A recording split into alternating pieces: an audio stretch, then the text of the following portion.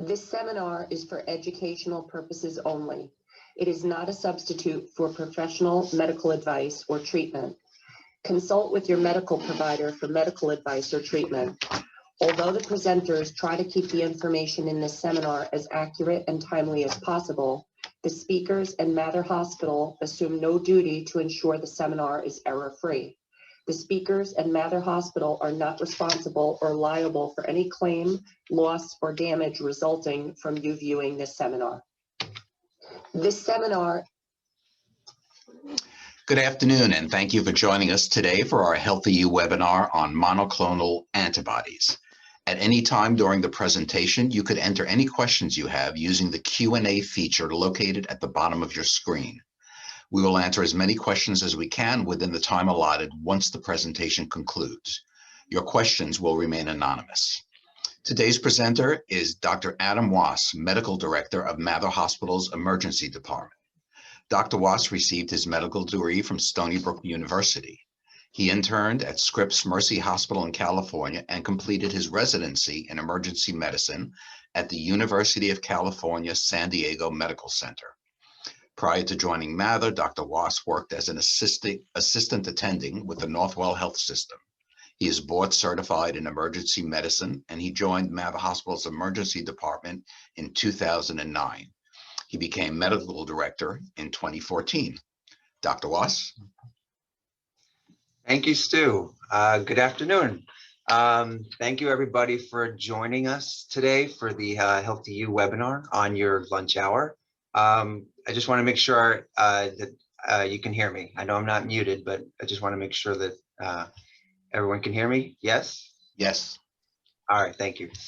I've been on too many of these meetings where the audio has been a problem.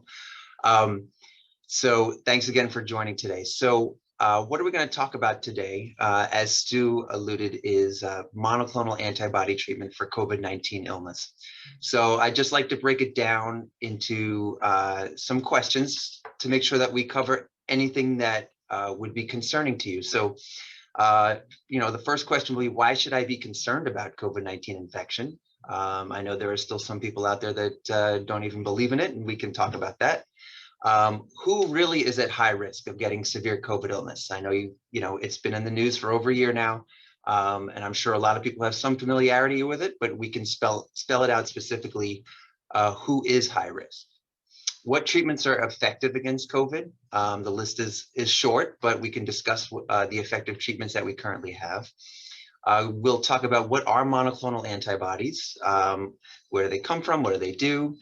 What do the current studies show about monoclonal antibody treatment for COVID?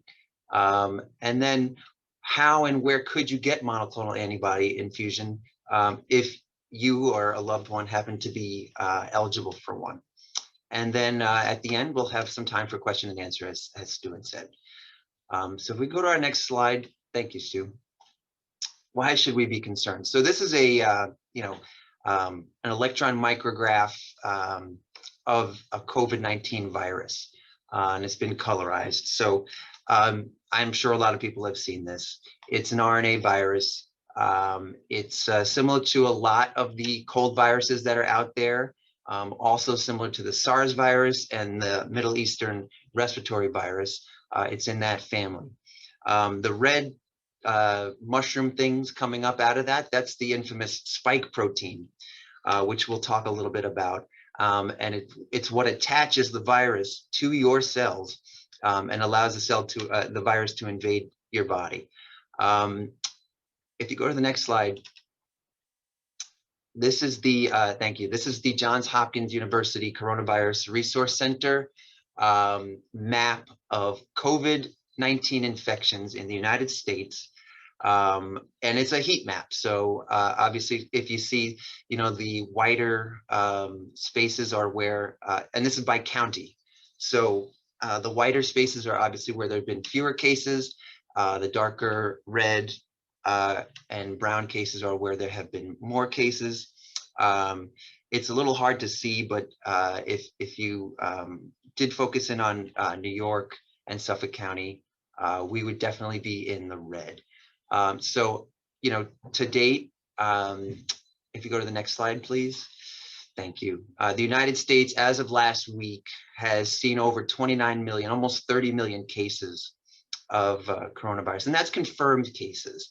Epidemiologists estimate that the actual number of cases could be potentially twice that many. All right, so this is the number of actual reported cases that tested, had a positive coronavirus test, and that got reported. In the county of Los Angeles alone, over 1.2 million cases have already been logged. And locally, Brooklyn and Queens have had, each borough has had almost 230,000 cases each. And here in Suffolk, where I live, there have been 172,000 cases of coronavirus. And that's out of a population of 1.47 million. So 12% of our population here in Suffolk County has tested positive for coronavirus. And that's a pretty astounding number. Now, thank you. So when you look at, and when you think about coronavirus and the potential horrors of it, you think about deaths. And in the United States alone, there have already been over 500,000, 538,000 deaths, which is 1.9% of cases. So when you hear the term case fatality rate, right, that's how many people die compared to how many people have contracted the disease. So that means out of 100 people who get coronavirus in the United States, about 2 of them will perish from it. So that's about 4 or 5 times deadlier than even the bad strains of influenza, right? A typical influenza year, we will see somewhere around 40 to 50,000 deaths in the United States. And this has already far, far surpassed that in just over a year. And then here in Suffolk County, over 3,000 people have died from coronavirus. So this is not a benign disease. I hope everyone, is aware of that. And it is, as a medical professional, this is, it's a nightmare. This is a once in a several generation pandemic. So thank you. What is the other potential damage from COVID-19 infection? So, it is actually a small percentage of people that perish, but even those who don't have to be hospitalized or suffer severe COVID-19 illness can still have significant comorbidities from it. So the most commonly reported long-term symptoms include chronic fatigue. I have personally seen patients who are still short of breath several months after being diagnosed with COVID-19 illness, persistent cough, joint pains, chest pain. This is still being investigated. You hear it commonly, referred to as, chronic COVID or post-COVID illness. And I can tell you, honestly, I'm seeing this even in the emergency department, and I wonder what they're seeing in the primary care clinics. If you go to the next slide, thank you. Other things that patients are reporting after COVID illness, brain fog, difficulty with thinking and concentration, depression. Look, America has many, many reasons to be depressed in the last year, but COVID is another reason that people can feel depressed just from the illness itself. Muscle pain, headaches, still with intermittent fevers, and pounding heart, known as heart palpitations. These are other things that COVID patients, like I said, weeks after their illness, months, can still report. And then there are actually more serious long-term complications. These are not as common, but we know that COVID-19 provokes a very, very significant inflammatory response in the body, and that it has caused what seems to be chronic or even permanent damage to certain organs, such as the brain and the lungs and the kidneys. And we've seen this on autopsies of patients with COVID-19. So we're talking about cardiac damage, lung damage, kidney damage, chronic rashes. Everyone knows the notorious symptoms of loss of smell or taste. Now, these typically come back in 2 or 3 weeks. But I heard a lecture from an ear, nose, and throat specialist who noted that there are patients who 6 months out still do not fully recover their sense of smell or taste, and that significantly affects your quality of life. And like aside from the depression and the anxiety, the changes in mood. And then another interesting thing is the vascular problems. About 20% of patients who are hospitalized with COVID, this is hospitalized patients, will end up developing a blood clot. And 13% will develop blood clots in their lungs. So even if COVID-19 disease doesn't cause mortality, there is still significant morbidity from the disease. And so, it's definitely not something that's benign. It's definitely something that we want to avoid getting and treat with whatever treatment options that we have. So this slide illustrates who gets COVID and who dies from COVID, which I just thought was interesting. If you look at the contrast from the graph on the left compared to the graph on the right. So the distribution of cases, you can see in males and females, right? The largest group is ages 30 through 39, but it typically is the younger people, people in their 20s through their 50s or 60s. Those are the people who are getting the disease. However, if you look on the right side at the graph there, you see that the mortality, the deaths from COVID come predominantly in people over the age of 60, and especially people over the age of 70 and in their 80s. So while the disease is affecting the younger age groups more, it is causing death in the older age groups. And this is going to lead into, we're going to talk about the risk factors for severe illness from COVID. So who is at high risk for hospitalization from COVID? So these are bar graphs, and it might be hard to see, but each color represents a different age group. And we have the male and the female genders on the left and the right, respectively. So risk of hospitalization, you can see age 0 to 4 is that little thin orange sliver at the top. And then 5 through 17 is that little sliver just underneath. And then you have the light blue is 18 to 49. The darker blue is the 50 to 64. And then the red is the 65 and over. So you can see, the percentage of hospitalized patients, male and female, predominantly, like we saw earlier, over the age of 50. And only a small percentage, right? Maybe 20% of hospitalized patients are even under the age of 50. So this is definitely a disease that is going to cause severe symptoms in patients who are older. Thank you. So we talked about age. Age is a very, very big risk factor, probably the most important. But there are certain medical comorbidities that also make somebody at risk. So of contracting severe COVID medical illness. So as you can see from this graph, these are the percentages of people who had COVID and had these underlying medical conditions. So you can see people with severe COVID illness, as many as almost 60% of them have hypertension. Almost 45% have metabolic disease. That would include diabetes. And look at that, over 50% have obesity. And then there are other conditions such as pregnancy, which you can see is the red line there. And that's not something that I can really get in depth with. That's not been very well studied in terms of treatment, but I can tell you that pregnant patients and pregnancy itself is a high-risk condition for having severe COVID illness. And that's been seen time and again, to the point where the American College of Obstetrics and Gynecology has recommended that pregnant patients who are at risk for COVID illness actually get vaccinated with the COVID vaccine if possible.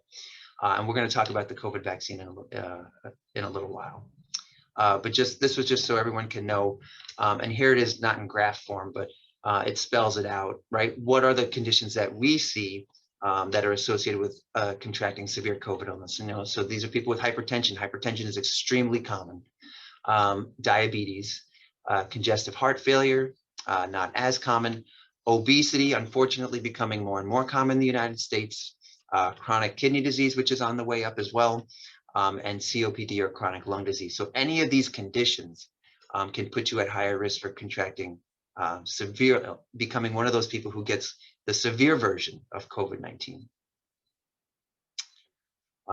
And so, as you know, here this slide reiterates. We talked about the case fatality rate of COVID being 1.9%. So that's all comers, right? That's people of every age group. And as we showed before, you know, people in their 20s, 30s, 40s, they typically don't succumb to COVID. And so this slide shows that, specifically after you reach age 60 to 69, your mortality risk goes up. So even up to 69, mortality risk is just over 1%. But once you're over 70, your risk is 5.2% of death.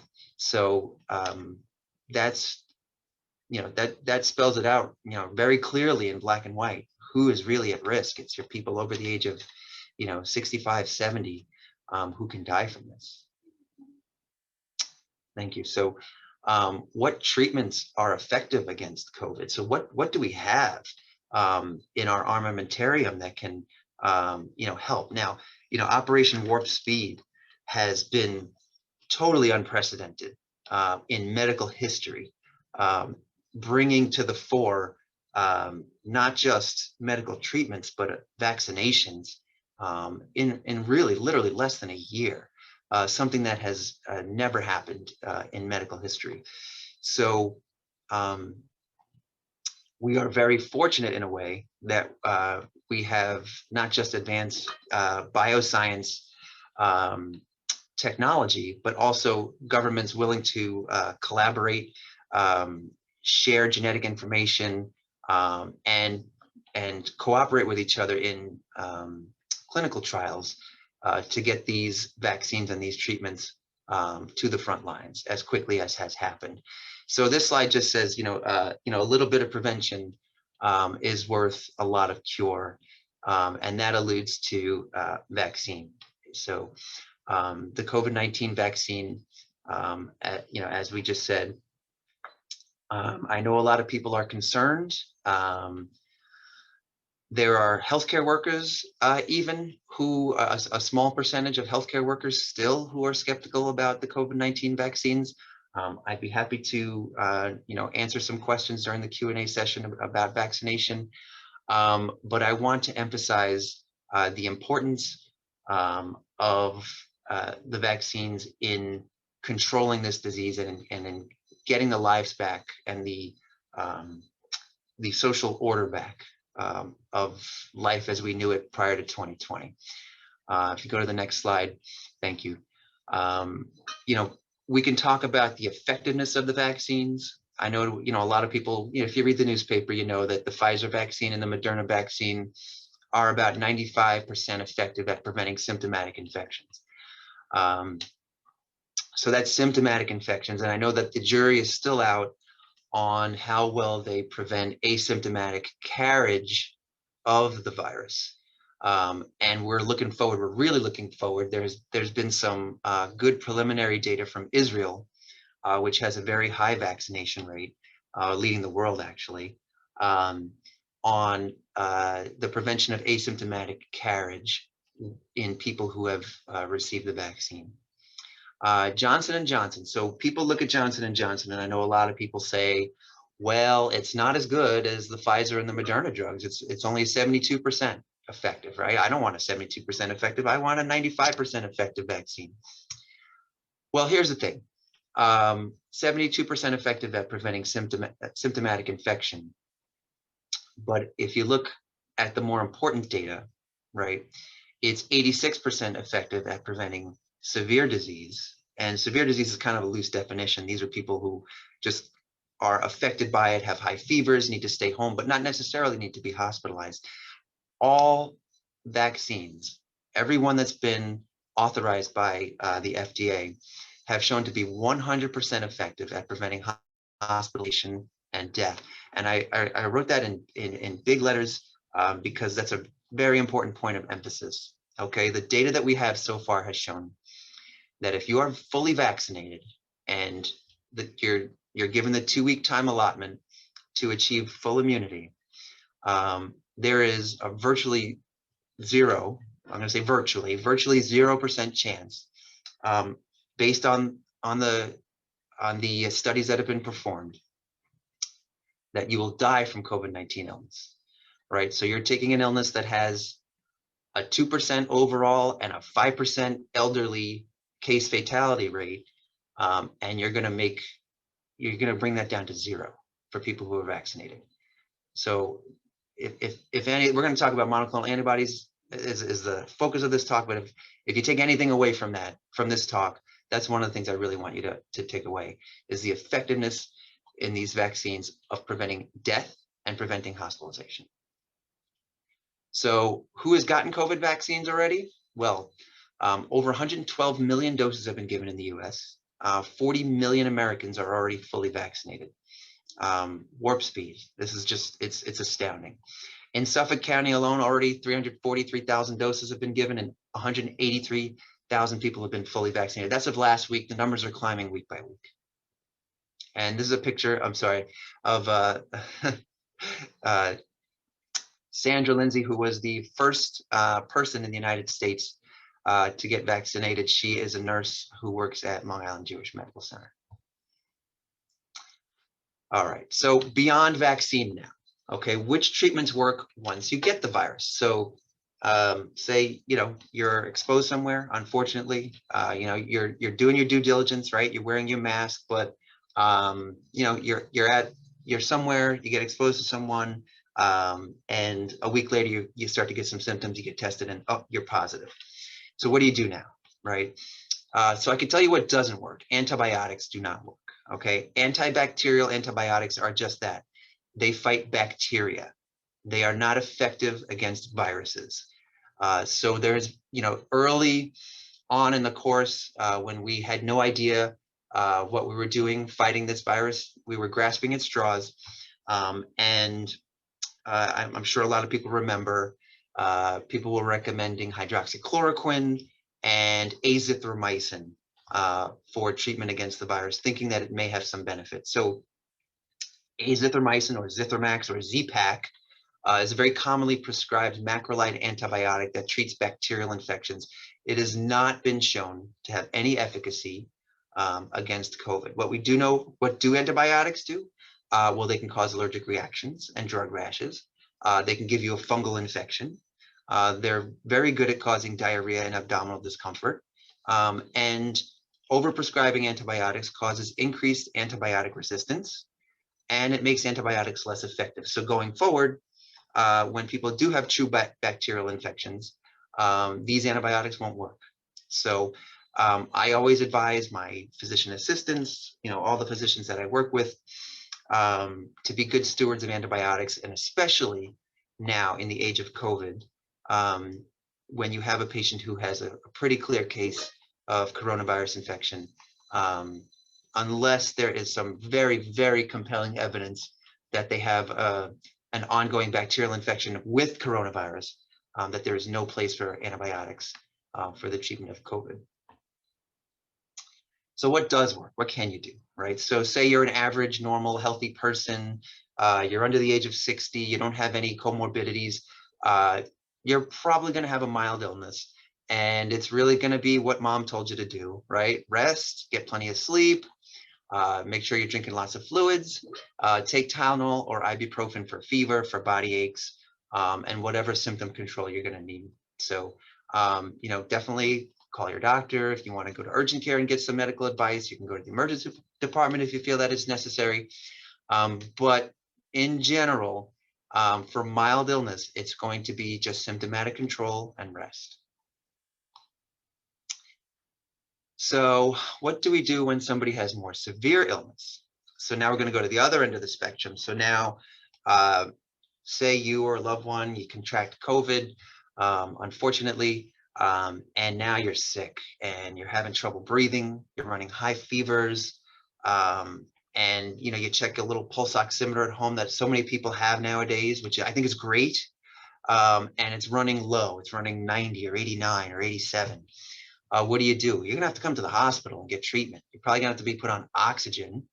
Oftentimes, that's the sole reason that we admit people to the hospital is they just have COVID lung infection, and they could be otherwise pretty healthy. But we know that oxygen, that COVID can cause such an inflammatory response in the lungs that the lungs sort of fill up with fluid, and there's no oxygen transport, and it becomes difficult. And so oftentimes people come to the hospital and just have to be hospitalized for oxygen. So what else do we do for people in the hospital? Well, there have been a couple of drugs that have been shown in studies to either shorten the illness or improve mortality. So remdesivir, with or without baricitinib, a lot of these drugs are hard to pronounce, are antiviral drugs. They're non-specific antiviral drugs. They're not specifically targeted to COVID. They've been effective in other coronavirus infections, right? Remember, coronavirus is sort of a big family of viruses. And a clinical trial did show that remdesivir, it's an intravenous infusion, may help shorten the recovery time in patients who are hospitalized with COVID-19. Now, another thing to keep in mind is that these medications, when they're studied, are studied in specific settings. And so when they're recommended or approved, they can only be recommended or approved in the setting in which they were studied, if that makes sense. So, for instance, remdesivir was studied in hospitalized patients. Therefore, it can really only be recommended in hospitalized patients. And we'll talk about the monoclonal antibodies because they were studied in outpatients. So they can only be recommended for outpatients. So our next drug that we have for inpatients that's available is dexamethasone or Decadron. And that's a steroid. It's a very potent steroid medication, not anabolic steroids like bodybuilders use, but corticosteroids, which are very, very strong anti-inflammatory medications. So dexamethasone has been shown to decrease death in hospitalized patients who require high doses of oxygen. So, and there's another point of distinction in medicine. I know there are a lot of doctors going around throwing Decadron. They hear that Decadron is good, and they're, these providers are just prescribing Decadron to patients when they're testing positive for COVID. But the study really only showed that the Decadron is useful and effective for people who have severe COVID illness and require high doses of oxygen. So again, you have to be, as a practitioner, concerned about giving the medication for the indications it was tested for. And like I said, we'll talk more about that when we get to the monoclonal antibodies. So what if you're sick with COVID, but you're not sick enough to be hospitalized, thank goodness, but you are in that high risk category, right? Like we talked about before, whether it be your age or your medical, chronic medical conditions. What if you're in that high risk, category of getting worse, and you have COVID and you're not that sick, but you're worried because you have some risk factors? What can we do there? All right. And that's a pretty big slice of the population. Well, this is where monoclonal antibodies come in. So what are monoclonal antibodies? Okay. I thought about showing a slide that showed how monoclonal antibodies are made, but it's sort of like looking at the sausage factory, and there may be some things that you might not want to know about how monoclonal antibodies are made. To give it to you straight, what they really do is they take mice and they genetically change these mice to have basically like a human immune system. And then they challenge them with these antigens. Antigens are like viral particles. And then they create, the mice create human antibodies to the antigen or the viral particle. And then basically what they do is they take some cell lines in a lab, cells that are really, really good at pumping out antibodies. And So they combine them with these mouse immune cells, and then they just pump out antibodies to the virus. So they are human antibodies, okay? And how the antibody works is it gives you what's called passive immunity. So now when you're infected with something, right, viral particle, bacterium, what your immune system does is it says, hey, there's something here that doesn't belong. I'm going to react to it. And how you react and respond is by creating these little Y-shaped things here are the antibodies. Antibodies are proteins. And the cool thing about them is that they're very, very specific. They target a very specific region of the protein that they're attacking. And in the case of coronavirus, the monoclonal antibodies that our science has created attack the spike protein that we talked about before. So monoclonal means that all these antibodies are identical. They attach to the same exact spot on that spike protein. And when that happens, you can see in the lower part of the picture, the antibodies bind to the spike protein, right? So you get the infusion, the antibodies bind to the spike protein. Now that virus cannot enter your cells. If it can't enter your cells, it can't replicate, meaning it can't make more copies of itself. So effectively, it stops the virus from reproducing. So no more virus, your body just deals with what's left. All right, so I hope that makes sense. And so what do we have available? So there have been 2 viruses that have gotten emergency use authorization from the FDA to treat COVID-19 disease. And one is called Regeneron. And you may be familiar with that word from when former President Trump was sick with coronavirus. I can't remember exactly what month that was, but I know it was before that these were approved, authorized, I should say, by the FDA. He received the Regeneron combination cocktail, if you can recall. That's what he got. And that's a combination of 2 monoclonal antibodies. The other one from Eli Lilly is called bamlanivimab. Try saying that 3 times fast. And these were both given emergency use authorization in November. Now, I just want to say a little bit about emergency use authorization. So the FDA has different processes for approving a given medication or treatment.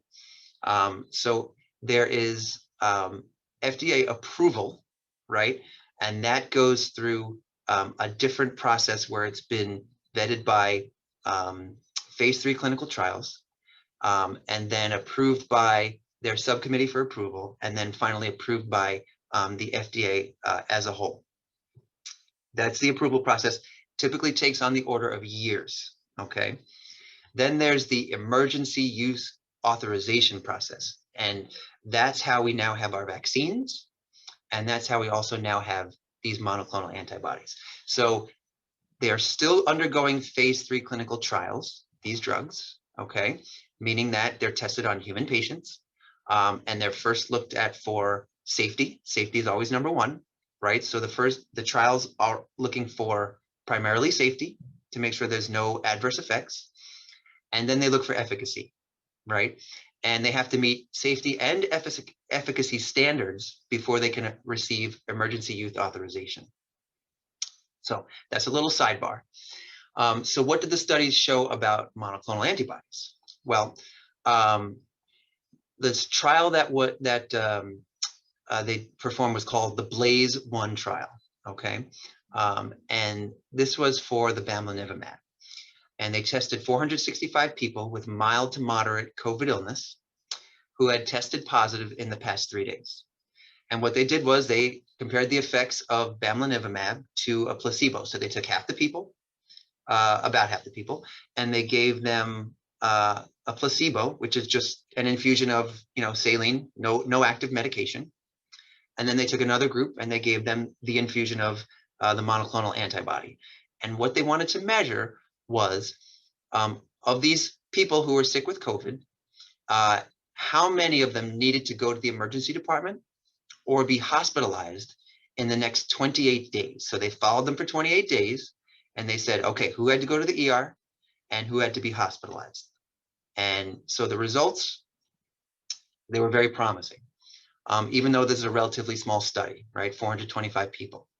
So of the people who got the placebo, right? So remember, these are people who are infected with COVID. 10% of them ended up having to go to the ER or be hospitalized. Of the people who got the monoclonal antibody, only 3% had to go to the ER or get hospitalized. So that's what we would call a 70% relative risk reduction. Okay. So also noted that bamlanivimab shortened the duration of people's symptoms by 2 days. They checked their blood for viral load, and it showed that they had reduced the amount of virus in their bodies. And as far as adverse reactions, they noticed that one patient who got the infusion had an anaphylactic reaction, and one patient had an infusion-related reaction. Okay, so that's 1 in hundreds, who had those reactions. So which is small. So the Regeneron, right? So we said there are 2 that approved authorizations. The first one was the bamlanivimab. So Regeneron did their own study. This one with more participants, 799. So the outcome was very similar. 4% of people who got the placebo required an ER visit or hospitalization, and 2% who got the infusion of the combination, casirivimab, imdevimab, again, say that 3 times fast, required an ER visit or hospitalization. So a 50% relative risk reduction, and only 1 person had an anaphylactic reaction. Then they did a subgroup analysis, right, of those 799 people, who were the high risk people. So they said, let's just look at the high risk people in that group, right? So of the people who were high risk, meaning, right, older age, high blood pressure, diabetes, kidney disease, right, immunosuppression, 9% of those folks who got the placebo had to be hospitalized or go to the ER. So similar to the bamlanivimab study. And only 3% who got the drug had to go to the ER or get hospitalized. So for high risk people, you can see it's an even larger relative risk reduction. So as far as adverse events, they occurred in about 23% of the people in the bamlanivimab group and 26% in the placebo group, right? So it's funny, but when you give somebody a placebo medication, it's either going to be in the form of a pill or an IV infusion. They can still have an adverse reaction from that, believe it or not. It's very well known. It's been very well documented. So, so about a quarter of people, whether they got the monoclonal antibody or the placebo, ended up having some kind of adverse reaction. And these are the common ones, and these are the common things that people get in from all medications: nausea, diarrhea, dizziness, headache, itching, and vomiting.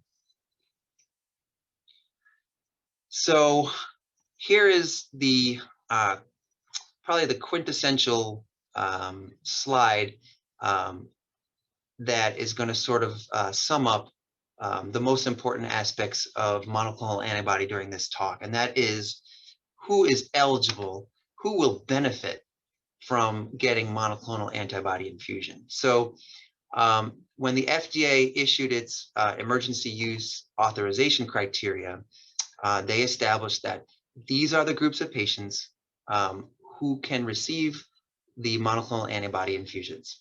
So we'll go over them.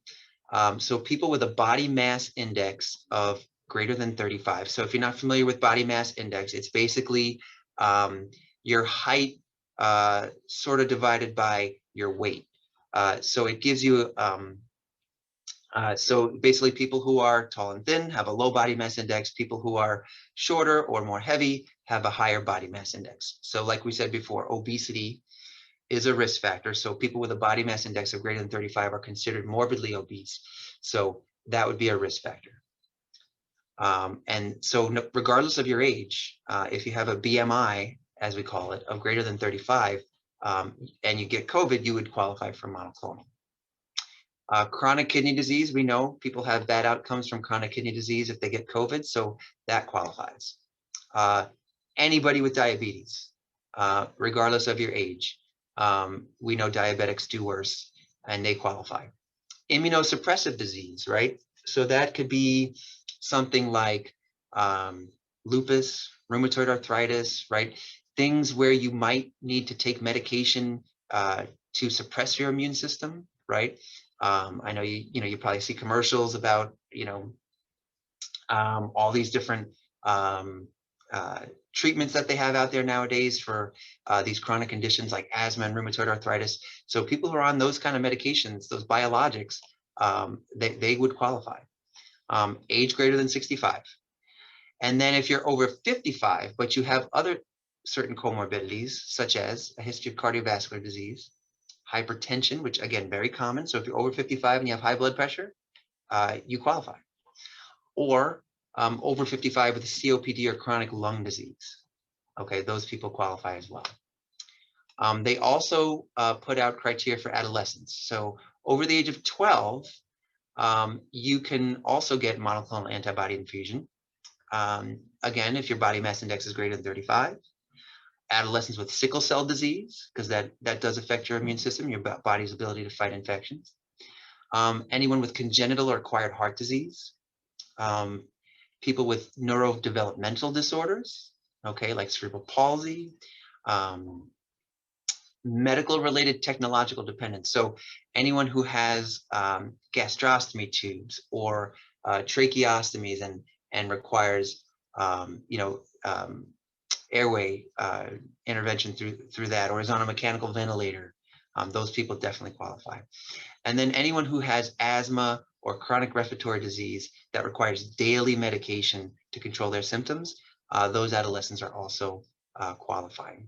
So I know there may be some questions on that slide, so I'll be happy to entertain them at the end of the presentation. Who is not authorized to get monoclonal antibodies? So it may seem ironic, but if you need to be hospitalized with COVID infection, or if you require oxygen to treat your COVID symptoms, you actually don't qualify for monoclonal antibodies.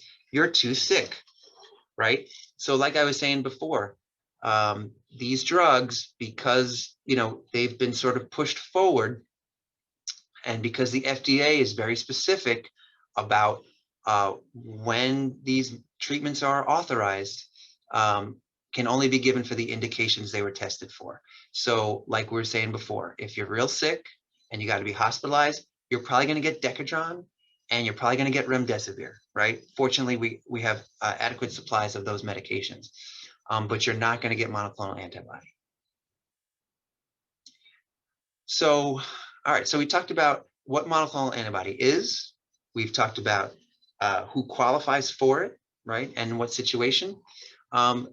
So where could you get it, right? So say, oh, my cousin was just diagnosed yesterday and, she's 66 years old and, I'm really worried about her. I think she should get this. So what are you going to do? Where can they go? So in November of 2020, after the monoclonal antibodies were given the EUA, as we call it, emergency use authorization, Northwell Health very quickly established tent-based infusion centers outside 4 of its major hospitals. So North Shore University, Staten Island University North, Northern Westchester Hospital, and South Shore University Hospital.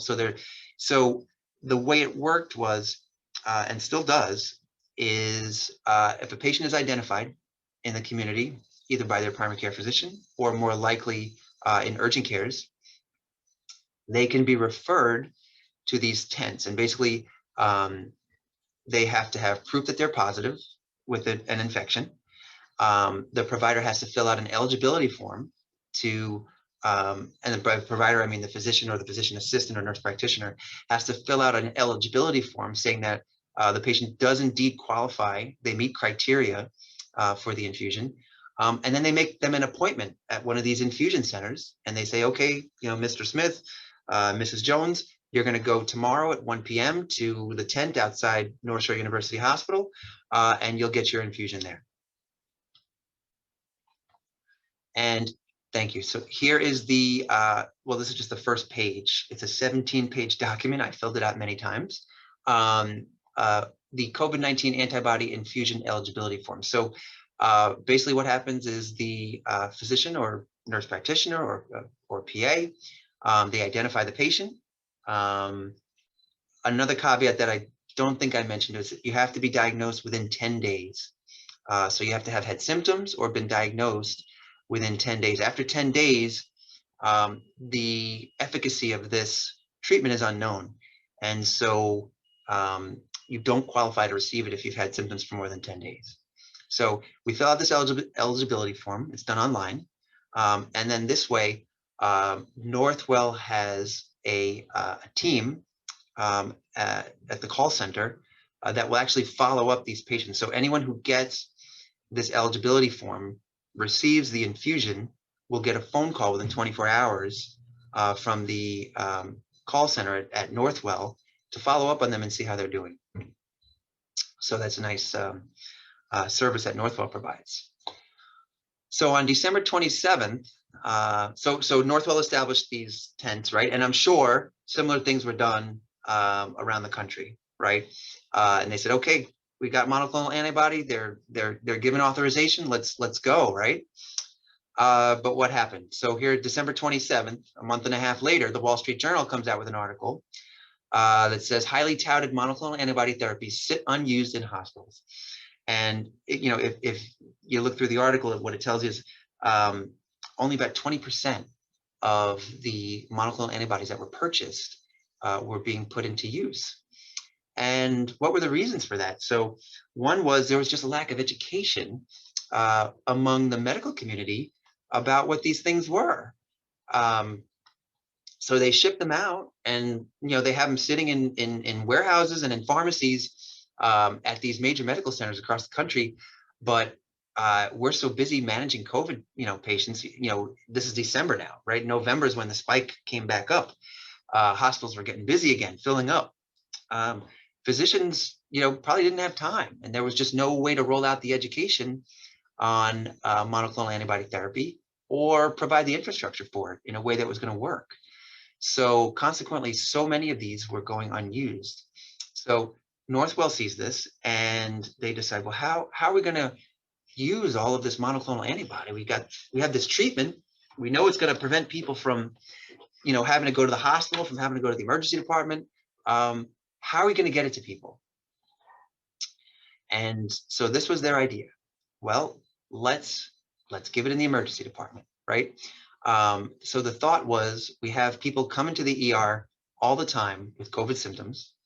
They're either coming to the ER from, referred from urgent care because, the urgent care doctor is concerned that they're sick, or they're being diagnosed right there in the ED, right there. So the thought was, let's capture these patients. They're in the ED. The ED has trained nurses who are able to give IV infusions. Let's treat our sick ED patients who don't need to be hospitalized with monoclonal antibodies.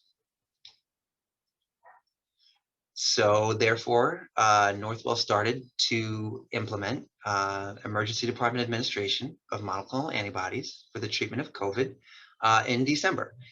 And they started at two of their big centers, LIJ Medical Center and Forest Hills Hospital, both in Queens and Nassau, where the COVID epidemic at those two hospitals, that was the epicenter of the COVID epidemic last spring.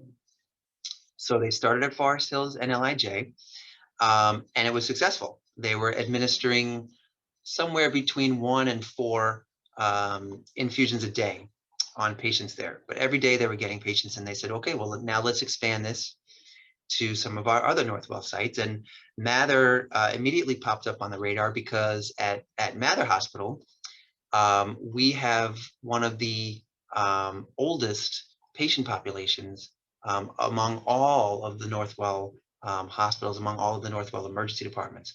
So they said, well, we know, Mather, that you have a population that skews more towards the 65 and up age group. Those patients we know are at high risk. let's bring you the monoclonal antibody. So we started on January 20th. And ironically, our first patient was a 17-year-old asthmatic who got the monoclonal antibody. Thank you. And I could say as of last week, in the Mather ED, we had given 84 doses of monoclonal antibody in just under 2 months. So we're averaging about 1 or 2 infusions a day. Generally, what we're doing is we're managing patients that come in naturally through the ED. They're sick. We diagnose them with COVID, and we say, oh, look, you qualify based on those eligibility criteria. Would you like the monoclonal antibody? I have yet to hear of any patient turning it down, to be honest. Everyone who is given informed consent about the monoclonal has said, yep, sign me up, give it to me. And I can also say honestly that we have not had any significant adverse reactions in the patients that we've given it to. So this slide demonstrates the newest change that we have to our monoclonal antibody regimen. So I know you may have some questions or thoughts out there about these resistant strains. And I see we're getting up on time here, so I'm going to move along because we want to have a little bit of time for Q&A, but we are nearly at the end. So there is concern for resistant strains, right? There's the British strain, the South African strain. You've heard about the Brazilian strain. So the theory then is to combine 2 different monoclonal antibodies that target different regions of the spike protein. So you can see here, some of them are blue, some of them are yellow, right? So if we, so what we did was Northwell decided based on the latest evidence to add a second monoclonal antibody called etesevimab to the bamlanivimab. And so now this is an antibody that we have available as of just last week. So the idea is when you combine 2 different antibodies, it makes the virus much less likely to develop resistance or to be resistant to the therapy, if that makes sense. Because there are viral mutations happening all the time. So in summary, because I apologize, I want to leave some time for Q&A. The number one thing I would say is avoid getting COVID, right? Get vaccinated when it's available to you. Wear a mask in public. Maintain social distancing and good hand hygiene. All the things that you've been told by Dr. Fauci from the beginning. I think he's a pretty smart guy. I listen to him. I think you should too. And if you do get sick, treat mild illness. Like I said, like mom told you, rest, fluids, acetaminophen and ibuprofen to control your symptoms. Call your doctor, right? And then if you qualify for monoclonal antibody, what your doctor can arrange for you to have an outpatient infusion.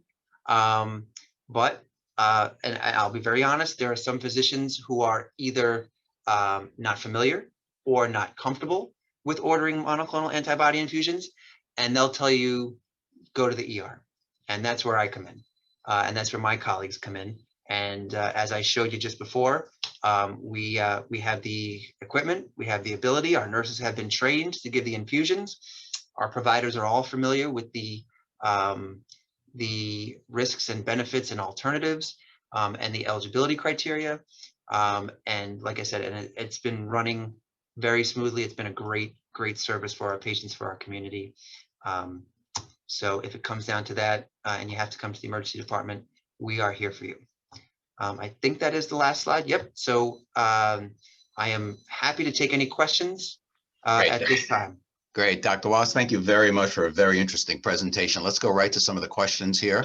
If I receive monoclonal antibody infusion and several months later I get reinfected with COVID-19, can I get the antibody infusion again?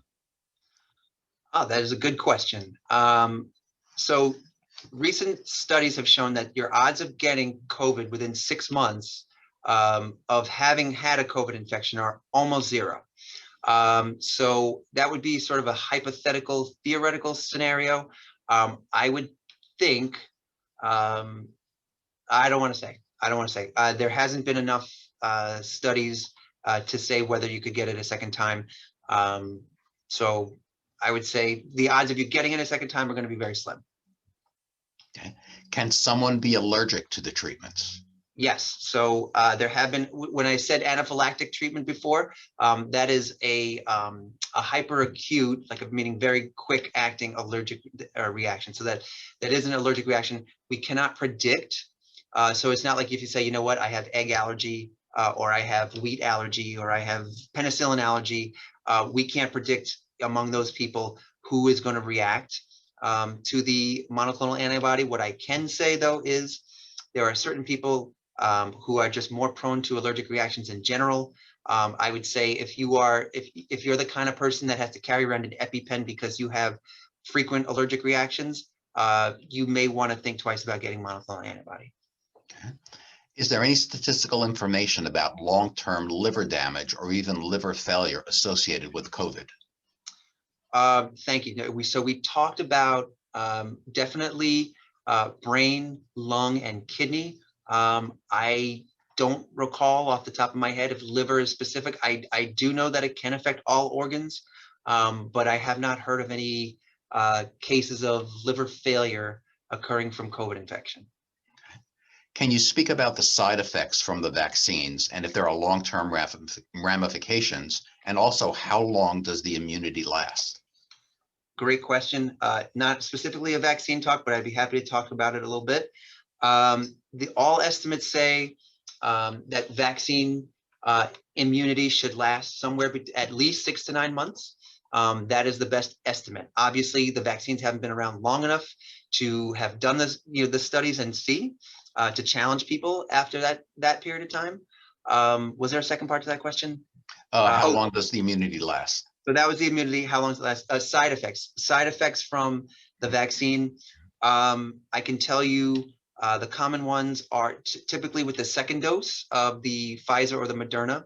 And the most common by far is fatigue. Also, people tend to have, can run low-grade fevers, even moderate fevers like 103. I got the second vaccine and I felt wiped out for about 24 hours. And I did run a low-grade fever. But then after that, I woke up the next morning and I was fine. So those are the more common ones. If you're thinking or worried about infertility and that kind of stuff, there is no evidence to suggest, and no study that's going to show you that anyone has been made infertile by getting the COVID vaccine. I know that's a common concern. Another question. My son, 24 years old, had COVID about a month ago and is for the most part recovered. He does complain of being tired and some shortness of breath. Although he's in good spirits, he's been prone to depression. So I am worried if his tiredness persists. I'm asking if the monoclonal antibodies would be advisable in his case to mitigate his tiredness and shortness of breath. I mean, that's a good question. And unfortunately, if it's been a month since his illness, I would say he would not qualify to get a monoclonal antibody. Would it be effective? Like I said, it does give you some passive immunity. I will say this, and this is anecdotal, okay? There have been some reported cases of people who had COVID infection, and this is being studied, and there's ongoing study on this. People who have been infected with COVID have that prolonged COVID illness, right, with those sequelae that we talked about for weeks or months, who then get the vaccine, and then spontaneously those symptoms remit, go away. So I would advise, I don't know if your son is of age to get the vaccine yet, but there may be some hope if he's still having persistent symptoms. When the time comes that he qualifies for the vaccine, there may be hope that the vaccine could boost his immune system and knock out those symptoms. Again, anecdotal, needs to be studied, but there is some hope there.